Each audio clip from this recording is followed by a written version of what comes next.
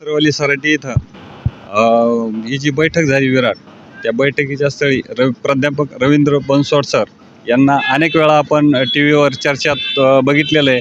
आणि मराठा समाजाचे जे अभ्यासू पद्धतीने मुद्दे मांडतायत, तर आज आपण त्यांना विचारू की हे जे आज पाटलांनी 12-13 घोषणा केल्यात, तर याचा पुढं जो परिणाम होणार आहे, तर ते कसा राहील आणि सरकार काय निर्णय घेईल?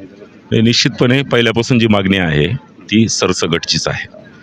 जे काही नोंदी आहेत त्या नोंदींचा जे काही नोंदी मिळाल्या, आता सरकारने सांगितलं की 54 लाख नोंदी मिळाल्या, बरोबर आहे. 54 इंटू सरकारचं 4-5 वगैरे म्हणणं आहे. म्हणजे समजा हे चाललं जवळपास 2-2.5 करोडच्या घरामध्ये.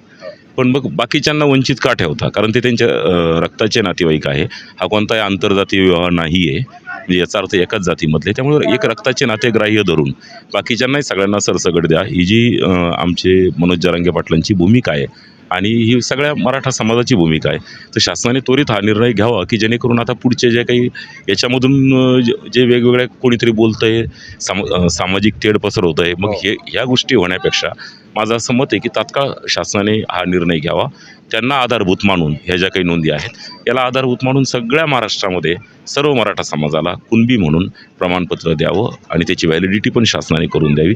कारण खऱ्या अर्थाने जर बघितलं आपण तर सगळ्या गॅझेटियरमध्ये सगळीकडं कुणबी म्हणूनच नोंद आहे, मराठा म्हणून नोंद नाही आहे. म्हणजे आपण 1900च्या अगोदरचा काळ जर बघितला आणि मग शासनाला हे जर इतकं उघड माहीत असेल तर उलट आमचं असं म्हणणं आहे की आम्ही 65 वर्षापासून वंचित आहोत.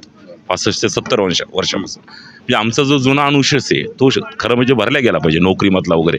पण तरी मराठा समाज कायम मोठ्या भावाची भूमिका घेतो. तीच भूमिका आमची आजही आहे. आम्हाला आजही आम्ही असं म्हणत नाही की आमचं मागे झालेलं नुकसान भरपाई भरून द्या किंवा आमचं त्याच्यासाठी काहीतरी वेगळे पॅकेज द्या. आमचं एवढं म्हणणं आहे की कमीत कमी आता तरी ती चूक शासनाने दुरुस्त करावी. आणि ज्यावेळेस ओबीसी बांधवांमध्ये वेगवेगळ्या जाती गेल्या, समजा सुरुवातीला 180 जाती होत्या, म्हणजे 13 ऑक्टोबर 1967ला या 180मध्ये मग 82वर एक जात, 182वर एक टाकल्या गेली, 183वर एक टाकल्या गेली, अशा वेगवेगळ्या जाती टाकल्या गेल्या.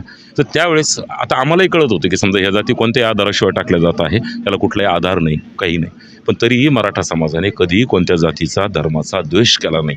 ते गेले, आम्ही त्यांना आनंदाने जाऊ दिलं. त्याच्यानंतर वाढत हा सगळा 375 जाती जवळपास जे आपण म्हणतो ह्या सगळ्या ओबीसीमध्ये गेल्यात. तर सगळ्या याचं मराठा समाजाने स्वागत केलं. तर हेच मला असं वाटतं की हेच लक्षात घेऊन इतर समाजानेही मराठा समाजाचं पहिल्यापासून ते त्यामध्ये आहे. म्हणजे 180 जातीमध्ये सुद्धा ज्यामध्ये तेली बांधव नव्हते, माळी बांधव नव्हते, पण मराठा बांधव 83 नंबरवर कुणबी म्हणून होता. म्हणजे त्यांच्या अगोदरपासून आम्ही आहोत. त्याच्यामुळे हा विरोध करण्यापेक्षा एक सामंजस्याची भूमिका घेऊन आणि सरकारने हे करावं आणि सगळे एकत्र आलो आपण तर म्हणजे उलट जास्त ओबीसीचा लढा आणखी चांगल्या पद्धतीने लढता येईल. कारण मोठा एक गठ्ठा म्हणजे मराठी जवळपास 42% समजा, त्यातले काही कुणबी गेलेले अगोदरचे सोडून द्या, तर 42% मराठा म्हणजे खऱ्या अर्थाने जी संख्या म्हणतो आपण ओबीसींची, तर ती बरोबर 64% भरते. आणि 64% समाज जर एकमुखाने कोणती मागणी केली तर कोणतंही शासन येऊ द्या, कोणत्याही पक्षाचं येऊ द्या, त्याला ती मागणी मान्यच करावं लागेल. म्हणजे ओबीसीची ताकद जर वाढवायची असेल तर खऱ्या अर्थाने मराठा समाजाला मध्ये घेणं हा देशातली चांगली भूमिका राहील असं मला वाटतं. आणि पाटलांनी ते सगळं आज सांगितलं. 23 तारखेला बीडच्या याच्यामध्ये पाटील पुढची भूमिका जाहीर करणार आहेत. आणि मग जसं जरांगे पाटील म्हणतील तसं, कारण सगळ्या समाज बांधवांनी तिथे सांगितलं उपोषणाबद्दल, ते तर तुम्हालाही माहीत असेल की उपोषणाबद्दल चर्चा झाली. तर पाटलांनी उपोषण करू नये असं सगळ्या समाजाने सांगितलं. त्याच्यानंतर पाटलांनी त्यांच्या विनंतीला मान दिला आणि इथून पुढे आमचं धोरण एवढंच आहे फक्त की जरांगे पाटील बांधतील ते तोरण आणि ते ठरवतील ते धोरण, या भूमिकेने मराठा समाज चालणार आहे. हे अशा अनेक मुद्दे आहेत की त्या मुद्द्यावरून शासनाने द्यायला पाहिजे आरक्षण. आणि आज एक महत्त्वाचा मुद्दा पाटलांनी सांगितला की ज्या टीसीवरच्या नोंदी आहेत ह्या जर ग्राह्य धरल्या तर आणखीन जास्तीत जास्त संख्येनं आजच आपल्याकडं ते पुरावे, तर ते होऊ शकतं का? नाही, आता ते शासनाने ठरवण्यावर आहे. आता हे मधुकर महाराज बारुळकर आहे, म्हणजे मोठे व्याख्याते आहेत महाराज, आणि यांच्या तिथे पण TCवर त्यांनी तेच सांगितलं आता की आमच्याकडे 1967च्या नंतरच्या काळामधल्या कुणबी नोंदी आहे काही वेगवेगळ्या ठिकाणच्या. तर आता त्या ग्राह्य धरल्या तर त्याही नोंदीत त्यांच्या गावालाही फायदा होईल किंवा बाकीच्या लोकांनाही फायदा होईल. आणि एक सरळ एक आहे की जो समाज, कुणबी शब्दाचा अर्थ कुण म्हणजे पीपल म्हणजे लोक आणि बी म्हणजे सीड, तर जे लोक सीड म्हणजे बीची पेरणी करतात, बियाची पेरणी करतात, एका दाण्याचे 100 दाणे करतात, ते कुणबी. मग ह्या न्यायाने सगळे कुणबीच आहेत. म्हणजे आपण हे पण बघितलं, माळी समाज पण कुणबी म्हणून माळी समाजाच्या नोंदी सापडल्या. सगळे वेगवेगळ्या जातीच्या धर्माच्या त्या नोंदी सापडल्या.